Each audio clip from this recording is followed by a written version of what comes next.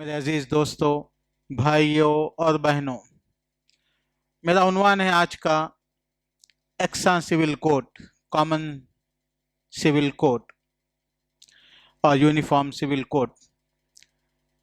ये बात आज जो पार्टी हिंदुस्तान में हुकूमत कर रही है, पहले ही दिन से इन लोगों ने अपने मंशूर में यानी उनकी बाइलॉस में चीज़ किया था कि हमको अगर आप वोट देंगे, हम हुकूमत में आएंगे तो बाबरी मस्जिद की जगह राम मंदिर बनाएंगे और 370 जो कश्मीर के लिए खुसूसी जगह थी वो कैंसिल करेंगे और इसी में एक ये है कि यकसा सिविल कोड भी हम लाएंगे।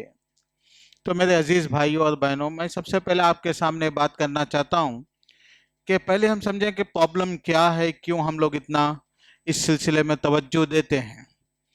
सबसे पहली बात यह है कि दूसरे दीन वाले, चाहे क्रिश्चियनिटी हो, हिंदू हो, बुद्धिस्ट हो, सिख हो, पारसी हो, इनका दीन पैगंबर की तरफ से या तो नहीं आया या तो आया तो चेंज हो गया, और वक्त के साथ साथ वो लोग चेंज करने को कबूल करते रहते हैं। उनके लीडर, उनके दीनदार लोग अगर कानून बनाते जाएं तो वो लोग कबूल करते रहते हैं, क्योंकि ये इंसानों का बनाया हुआ है और इंसान जो कानून बनाते हैं वो या तो अपने कौम के लिए, अपने खानदान के लिए, अपने मुल्क के लिए बनाते हैं। जमाने के साथ साथ वो कानून काम नहीं देता।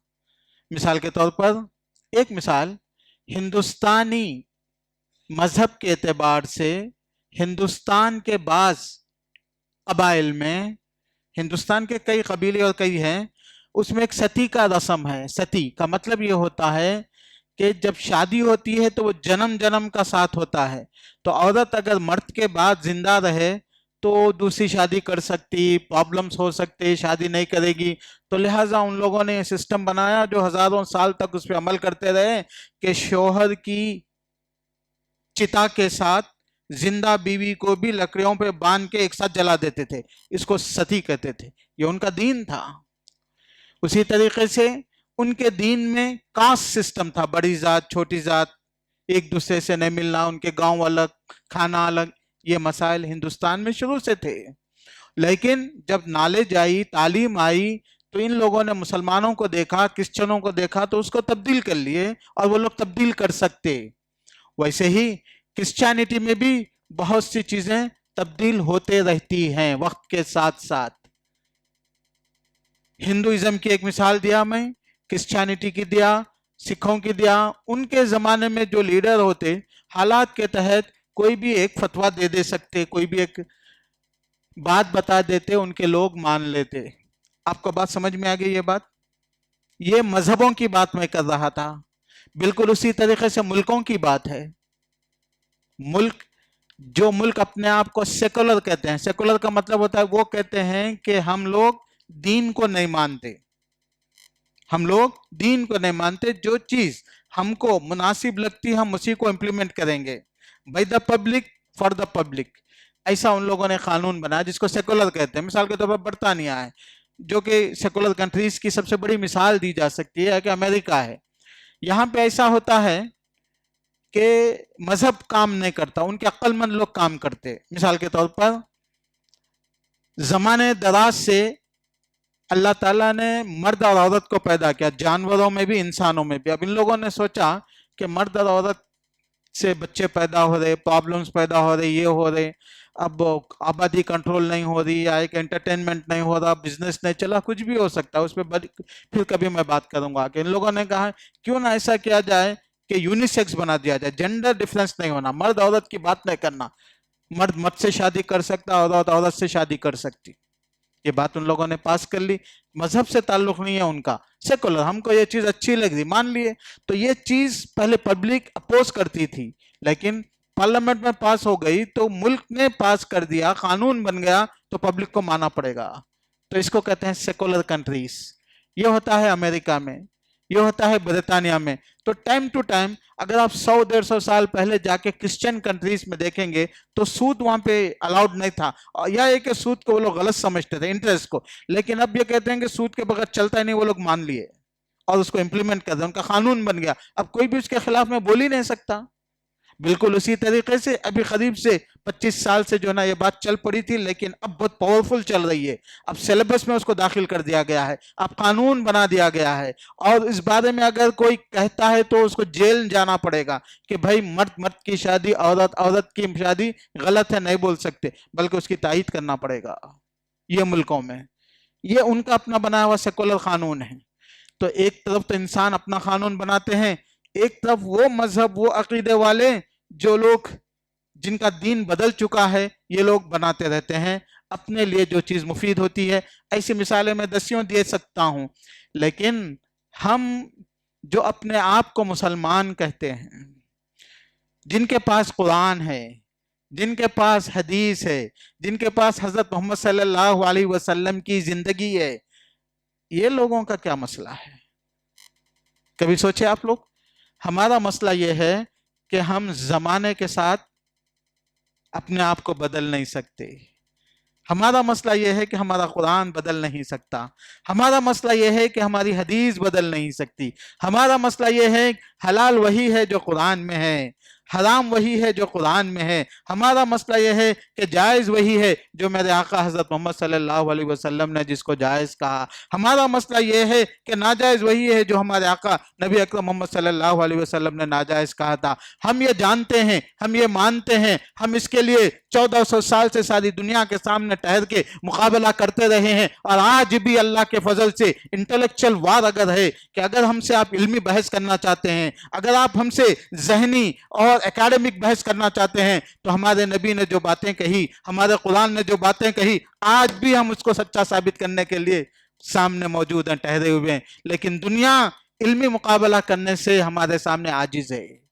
قرآن کا علمی مقابلہ کرنے سے, رسول اکرم محمد صلی اللہ علیہ وسلم کی زندگی سے علمی مقابلہ کرنے کے لیے, یہ ثابت کرنے کے لیے کہ نبی کی تعلیمات غلط ہیں, یہ ثابت کرنے کے لیے کہ اسلام کی تعلیمات غلط ہیں, ان کے پاس نہ وہ اتنی میچورٹی ہے, نہ اتنا ان کا ریسرچ ہے, نہ ان کی اتنی حیثیت ہے. تو اسی لیے وقت سے وہ لوگ چاہتے ہیں کہ طاقت کی بنیاد پہ قانون کو تبدیل کر دیا جائے اور مسلمانوں پہ نافذ کر دیا جائے. یہ ہے مسئلہ. آئی میری بات سمجھ میں؟ سب سے بڑا مسئلہ یہ ہے کہ اللہ تعالیٰ نے قرآن کو بھیجا, حلال اور حرام نبی اکرم صلی اللہ علیہ وسلم نے بھی نہیں بنائے تھے.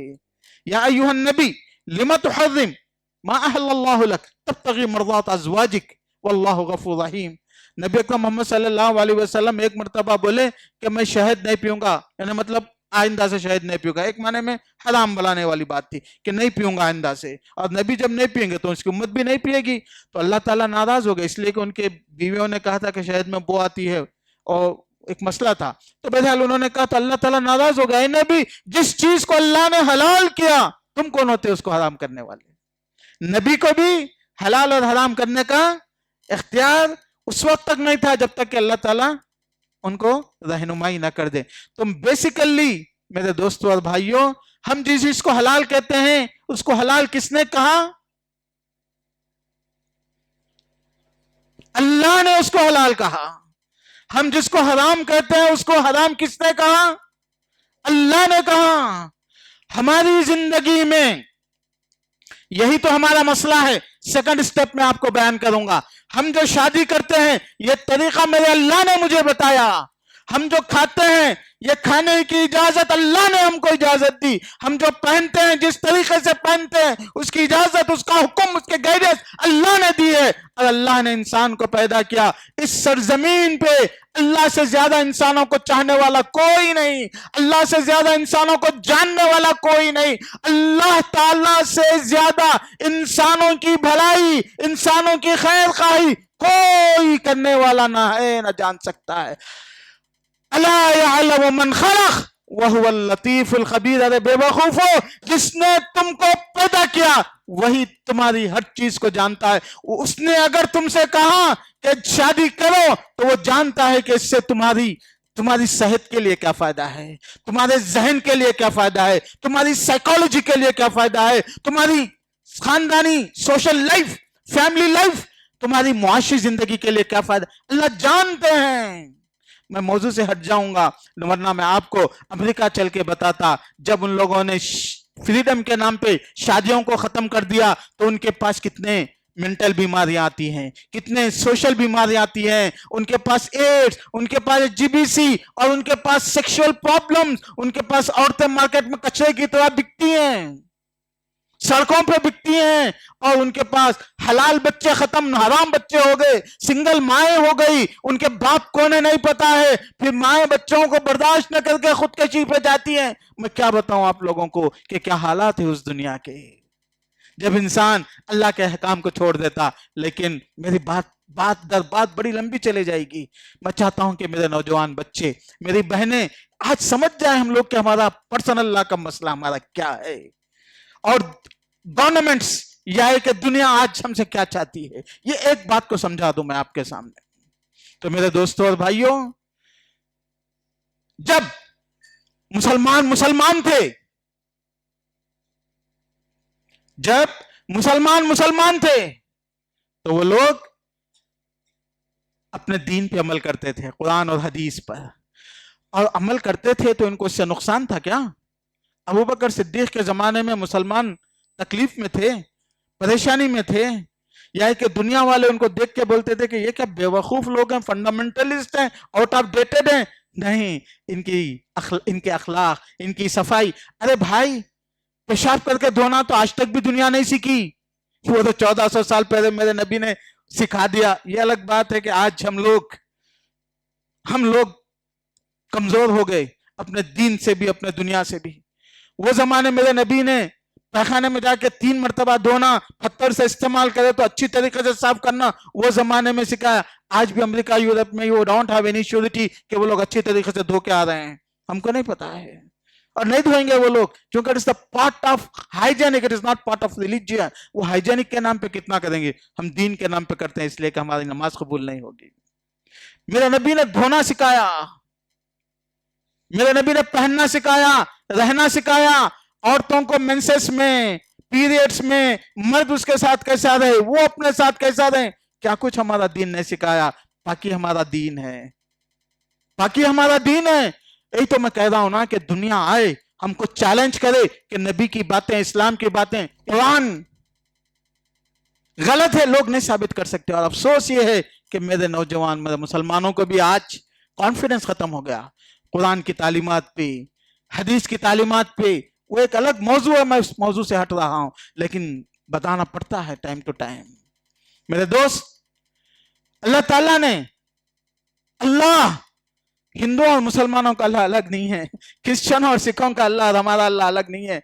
मेरे दोस्त, आपका भी अल्लाह वही, हमारा भी अल्लाह वही।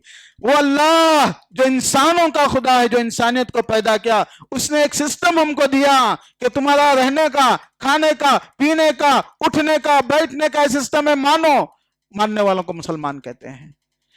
मुसलमान कोई कौम नहीं, कोई कम्युनिटी नहीं। गोरा भी माने मुसलमान, काला भी माने मुसलमान, शोदर भी माने मुसलमान, ब्रह्म भी माने मुसलमान। मुसलमान अल्लाह वाले को कहते हैं, अल्लाह की बातों को मानने वाले को, अल्लाह के अहकाम को मानने वाले को। हम और तुम की बात ही नहीं है, ये अल्लाह वालों की बात है। जो अल्लाह को माना वो मुसलमान, जो नहीं माना वो गैर मुस्लिम। हम आपको ये नहीं कहते कि हम एक हैं, आपको कन्वर्ट करके हम आपसे कोई फायदा उठाना चाहते हैं, ये कोई मसला ही नहीं है हमारे सामने। हम अल्लाह के पैगाम को मानते हैं और हर दुनिया के बंदे को पहुंचाते हैं। तो मेरे दोस्तों और भाइयों, ये है मसला। दुनिया तब्दील होती है, दुनिया तब्दील होती है अपनी ख्वाहिशात के लिए, अपने एंटरटेनमेंट के लिए, अपने पैसों के लिए, अपने बिजनेस के लिए। मैं क्या क्या बताऊं आप लोगों को, दुनिया वाले इंसानियत के साथ कैसा खेलते हैं। कंपनीज वाले, कॉर्पोरेट लोग, वो चाहते हैं कि पैसा बनाए, और पैसा बनाने के लिए वो लोग कुछ भी करते हैं। और इस्लाम वो इंसानियत की बात करता है। शराब हराम है, जुआ हराम है, पिक्चर्स हराम है, न्यूडिटी हराम है। क्यों? उसको मालूम है कि पोर्नोग्राफी से, न्यूडिटी से, गेम से, इलेक्ट्रॉनिक गेम से पूरी दुनिया परेशान है। क्यों परेशान है भाई? इजाद कौन किया? क्यों ایجاد کیا؟ اس لیے کہ بعض کمپنیز کو سب فائدہ تھا، انہوں نے کیا اور پوری انسانیت برباد ہو رہی. اور اگر ان لوگوں کو شروع میں ہی بتا دیا جاتا کہ یہ حرام ہے، ناٹ الاؤڈ، اینڈ گورنمنٹ اس کو امپلیمنٹ کرتے تو یہ پرابلم ہی نہیں کریٹ ہوتے.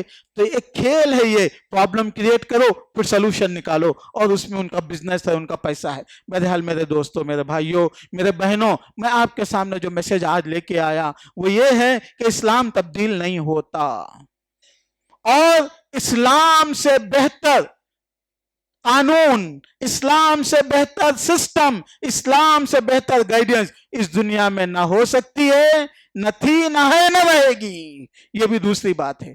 اب تیسری بات چلتے ہیں. مسلمان کمزور ہو گئے، خود بھی اسلام پہ عمل کرنا نہیں چاہ رہے تھے. حالات نے ایسا کیا کہ ان کی حکومتیں، ان کی طاقتیں، ان کی قوتیں بھی ختم ہو گئی. ہندوستان میں ایسے حالات تھے جب شودر کا، ہریجن کا، برہمنوں کے علاقے میں داخلہ نہیں ہو سکتا تھا. ایسا تھا، ایک دوسرے سے نفرتیں تھی.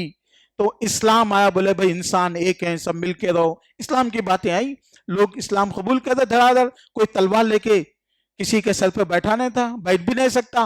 اور ایسا تو انسان کو کسی کو آپ دین تو تبدیل نہیں کرا سکتے. یہ جو کہتے ہیں کہ مسلمان تلوار کی بنیاد پہ زبردستی کرے، یہ جھوٹے ہیں. سامنے آ کے بات کرو، بولو، چیلنج کرو، بولو، ڈیبیٹ رکھ لو، بولو، دیکھ لیں گے ہم لوگ. یہ جھوٹ بولتے ہیں میڈیا میں، ایسا نہیں ہوتا. کوئی ایک انسان کو آج میں مار کے آپ کو زبردستی کر کے آپ کو نہ میں ہندو بنا سکتا نہ کرسچن بنا سکتا، یہ غلط بات ہے. بہرحال یہ ہوا کہ جب اسلام آیا، اسلام نے اچھی تعلیمات دی، مساوات کی تعلیمات دی، انسانیت کی تعلیمات دی، تو لوگ مسلمان ہونے لگے ہندوستان میں. حالات ایسے ہوئے کہ مسلمانوں کی حکومت ختم ہو گئی. انگریز آئے تو وہ لوگ حکومت کر رہے تھے، تو جگہ جگہ پہ مسائل پیدا ہو رہے تھے کہ یہاں پہ طرح طرح کی قومیں تھی. ایک ہندو مسلمان سے شادی کرا، ایک برہمن سے شودر شادی کرا، چھوٹی ذات کا بڑی ذات سے شادی کرا. پرابلمز ہو رہے تھے. تو ان لوگوں نے اس وقت کہا کہ بھئی دیکھو، ایک ہوتا ہے ملک چلانے کا قانون، ایک ہوتا ہے پرسنل قانون. مثال کے طور پر پرسنل مطلب میری ذات سے تعلق. میں اڈلی کھایا، ڈوسا کھایا، بیل کھایا، بکری کھایا، یہ میرا معاملہ ہے نا. آپ کو کیا تکلیف ہوئی؟ کچھ بھی نہیں. میں داڑھی رکھا، داڑھی نہیں رکھا، آپ کو کیا تکلیف ہوئی؟ آپ کو تو کوئی تکلیف نہیں ہوئی. تو ایسا تو دو قسم کے قانون ہوتے ہیں. انڈیا میں قانونوں کی دو قسمیں ہیں. کرمنل قانون، جیسا کہ دنیا میں کوئی بھی آپس میں اختلافات وغیرہ ہوں تو قانون. ایک سول قانون. سول قانون کا مطلب یہ ہوتا ہے کہ انسانوں کے لڑائی جھگڑے کے مسئلے نہیں ہیں، بلکہ آپسی معاملات کے جھگڑے ہیں. آپ بزنس کیسا کرے، لائسنس کیا ہے، پیسے دینا لینا، یہ سول قانون میں آتا ہے.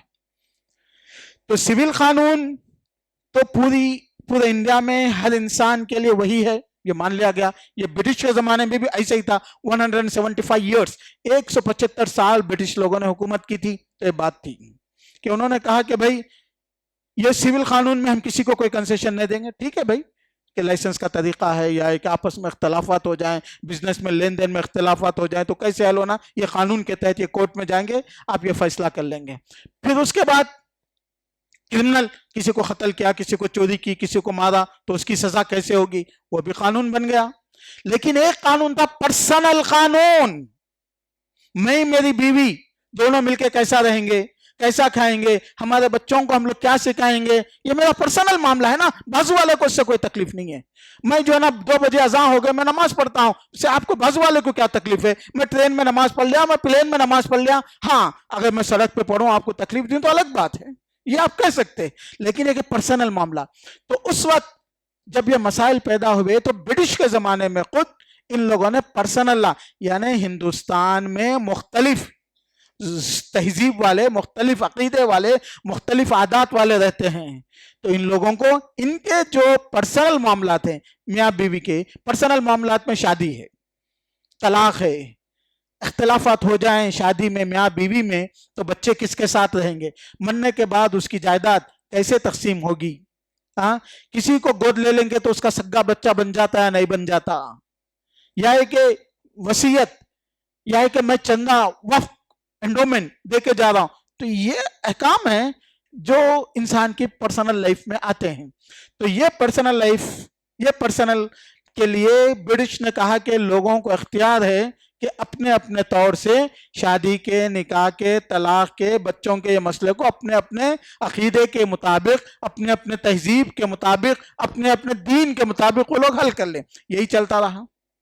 ہندوستان آزاد ہوا تو ہندوستان جب آزاد ہوا تو یہی جھگڑا تھا آپس میں کہ بھائی ہندوستان آزاد ہو گیا تو کہیں ایسا نہ ہو کہ جو ہے نا ہندو قانون نافذ ہو جائے اور لوگوں سے مجبور کر دیا جائے کہ بھائی جو ہے نا جو قانون ہندوستان ہندوؤں کے لیے ہے وہی مسلمانوں کے لیے ہو جائے. تو مسلمان اس وقت بہت پریشان تھے. وہ لوگ بھی ہندوستان کی آزادی میں مکمل حصہ لیے تھے. سکھ بھی حصہ لیے، ہندو بھی لیے، سب لوگ حصہ لیے تھے. تو اس وقت جو لوگ لیڈر تھے، جو کانگریس تھی، جو دستور بنائے، ہمارا جو کانسٹیٹیوشن ہے، دستور کا مطلب ہوتا ہے قانون، جو پورے ہندوستان کے کورٹوں میں، کچہرے میں وہ قانون چلتا ہے.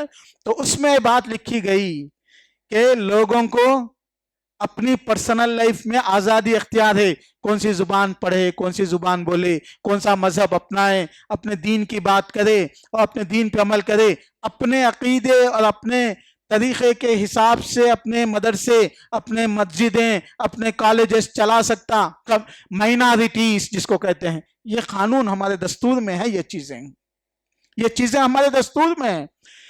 تو اسی لیے آج تک ہم لوگ مسجد بنا لیتے ہیں، بدمعاشی کرنے والے کرتے ہیں، لیکن قانون ان کو اجازت نہیں دیتا. وہ طاقت کی بنیاد پہ، وہ غنڈہ گردی کی بنیاد پہ، وہ بدمعاشی کی بنیاد پہ کرتے ہیں. آج اگر کوئی آدمی دنیا میں، ہندوستان میں اگر وہ مسلمان رہنا چاہے تو قانون کے اعتبار سے اس کو غلط نہیں کر سکتے.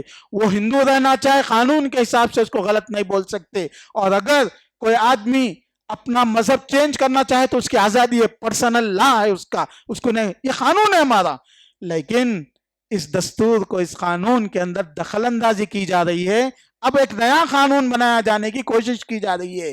وہ یہ ہے کہ آئندہ سے مسلم پرسنل لا، ہندو پرسنل لا، کرسچن پرسنل لا کچھ بھی نہیں ہوگا. پارلیمنٹ جو قانون بنائے گی سب لوگ مان لینا، جیسا برطانیہ میں، جیسا امریکہ میں، جیسا ہے سیکولر کنٹریز میں، وہ سسٹم یہاں لانے کی بات چل رہی ہے. اور لوگ ہندو کہ جو لوگ ہیں عقل مند لوگ ہندوؤں میں، جو ایجوکیٹڈ ہیں، جو لائرز ہیں، جو پڑھے لکھے ہیں، وہ لوگ بھی بولتے ہیں کہ بھائی بات یہ غلط ہے.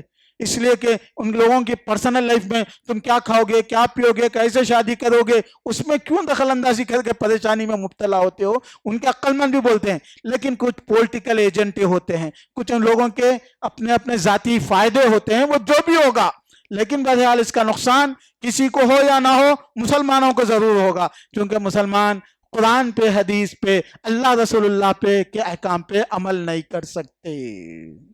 یہ ہے پرسنل لا کا مسئلہ. تو میرے دوستوں اور بھائیوں، آج ہم لوگ اسلامی طریقے سے شادیاں کرتے ہیں، اسلامی طریقے سے مل کے رہتے ہیں، اسلامی طریقے سے الگ ہوتے ہیں. آج ہم مر جائیں تو اسلامی طریقے سے ہماری آل اولاد کو ہماری وراثت کا حصہ جانا چاہیے. یہ سب مسائل اگر آج ہم کورٹ میں جائیں، مثال کے طور پر ہندوستان اگر یہ قانون بناتا ہے کہ لڑکے کی شادی 21 سال میں، لڑکی کی شادی 18 سال میں، کورٹ میں جانے کے بعد اس قانون کو مسلمانوں پہ نافذ نہیں کیا جا سکتا. کیوں؟ کہ مسلمانوں کے پرسنل لا کے حساب سے شادی بیاہ کی عمر کتنی ہونی چاہیے یہ مسلمان طے کریں گے. تو کورٹ کو کیا کرنا چاہیے؟ چھوڑ دینا چاہیے. بالکل اسی طریقے سے اگر بھائی بہن لڑ اور کورٹ میں گئے وراثت کے لیے، تو دستور کے حساب سے کورٹ کا فرض یہ بنتا ہے کہ وہ اپنا فیصلہ وراثت میں نہ دے، بلکہ ان سے یہ کہے کہ بھئی تمہارے دین میں کیا ہے، پرسنل لا میں کیا ہے، اس کے حساب سے یا تو فیصلہ کرے، یا تو ان کو بولے جاؤ پرسنل لا میں تمہارا مسئلہ حل کر لو. یہ ہے آج کا قانون. آج ہندو لا کے حساب سے ہندوؤں کو دوسری شادی کرنے کی اجازت نہیں ہے. کیوں؟ کہ ان کے پرسنل لا میں یہ قانون ہے، جبکہ مسلم پرسنل لا کے قانون میں دوسری شادی کرنے کی اجازت ہے، تو کر سکتے. میں یہ کہنا چاہتا ہوں میرے دوستوں اور بھائیوں، پرسنل لا کی وجہ سے ہماری ذاتی زندگی میں آج ہم اپنے اسلام پر عمل کر رہے ہیں. ہم چاہتے ہیں کہ جیسا ہندوستان کی آزادی سے آج تک ہم لوگ اپنی پرسنل لائف میں، اپنی ذاتی زندگی میں اسلام پہ عمل کرتے رہے، یہ آئندہ نسلوں تک بھی یہ باقی رہے. इसीलिए आज हम हिंदुस्तान में अगर ये कानून यकसान सिविल कोड या यूनिफॉर्म सिविल कोड आने की बात करते हैं तो हम उसकी मुखालफत करते हैं, इसलिए कि दस्तूर के खिलाफ में है, इसलिए कि इंसानियत के खिलाफ में है, इसलिए ये कि हमारे पर्सनल राइट्स के खिलाफ में है।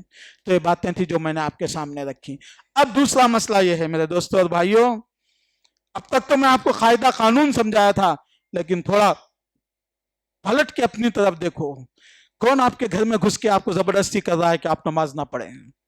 कौन आपके घर में घुस के जबरदस्ती कर रहा है कि आपके विरासत के मसलों को आप कुरान हदीस से हल ना कर लें?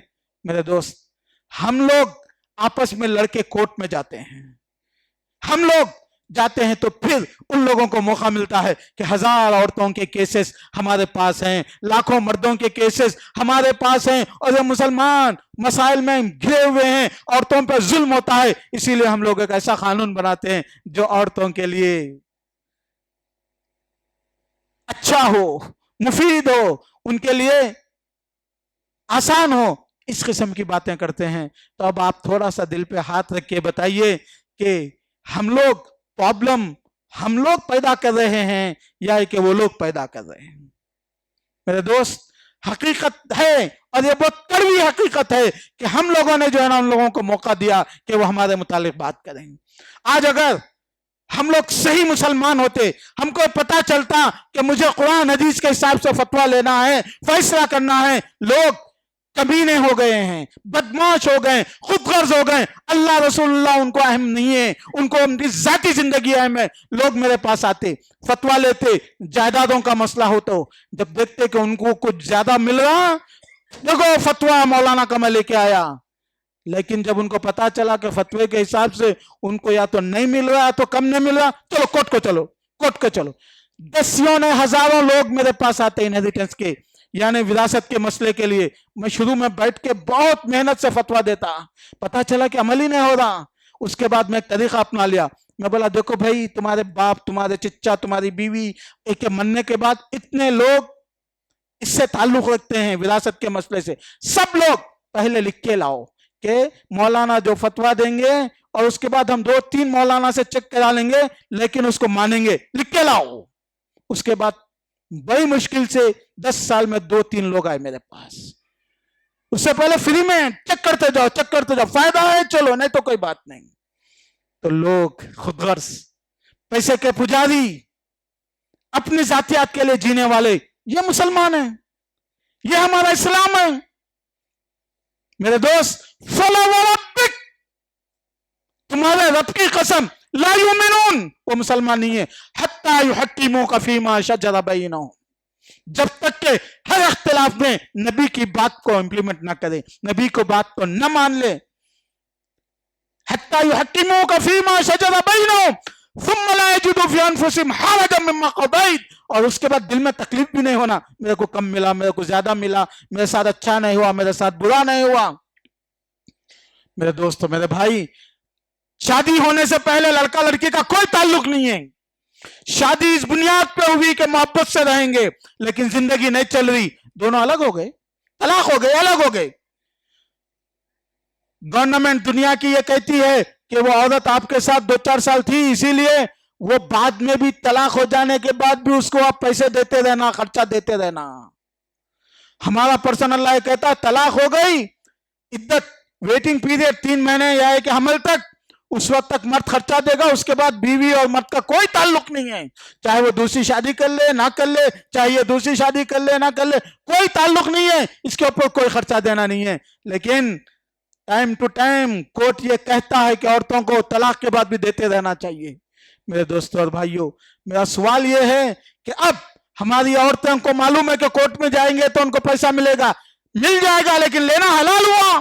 तुम मुसलमान हो, तुम अल्लाह रसूल का नाम लेने वाले हो, अगर कोर्ट तुमको कुछ भी दे दे, लेकिन जब कुरान हदीस तुम्हारे लिए नहीं देता तो आपके ईमान का तकाजा यह है कि उसको मान लिया जाए। तो बहरहाल मैं कहना चाहता हूं मेरे दोस्तों और मेरे भाइयों, हमारे इस्लाम के लिए अफा हुक्मुल जाहिलियत यबगून व मन अहसनु मिनल्लाहि हुक्मन लिकौमिन युक़िनून, अल्लाह से बेहतर कोई कानून बना सकता, अल्लाह से बेहतर कोई नाफिज कर सकता?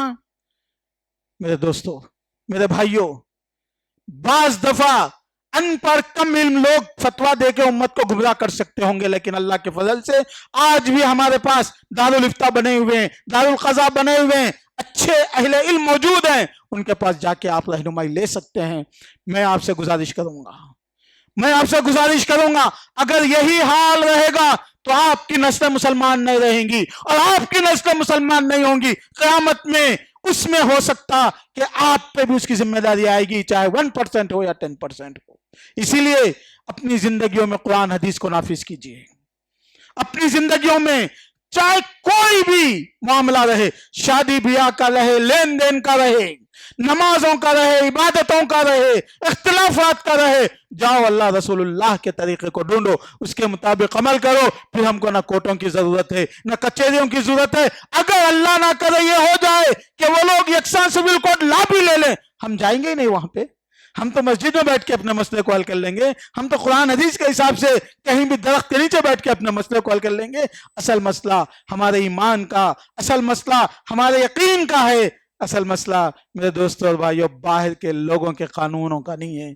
आज प्रॉब्लम हमारा ये है कि हम लोग अपने दीन को अपनी जिंदगी में नाफिज करना नहीं चाहते हैं, या है कि इतना ही नाफिज करते हैं जितना हमको फायदा है, जितना मीठा है, उससे हटके हम कोई सैक्रिफाइस करना नहीं चाहते। जबकि इस्लाम का तकाजा ये है कि आप पसंद हो या ना पसंद हो, आरामदा हो या तकलीफदा हो, अल्लाह रसूलुल्लाह की बातों को माने, जिससे आपकी दुनिया भी सुधरेगी, आखिरत भी सुधरेगी। इसीलिए पहली सदी, दूसरी सदी, तीसरी सदी, कई सौ साल तक मुसलमान दुनिया में इज्जत वाले थे और उनकी वजह से पूरी दुनिया में अमन अमान था, क्योंकि सब लोग अल्लाह रसूल की बातों को मानते थे। बारकल्लाहु लना व लकुम फिल कुरानिल अज़ीम व नफ़अनी व इय्याकुम बिल आयाति व ज़िक्रिल हकीम। इन्नहु तआला जवादुन करीम मलिकुन बर्रुन रऊफ़ुर रहीम।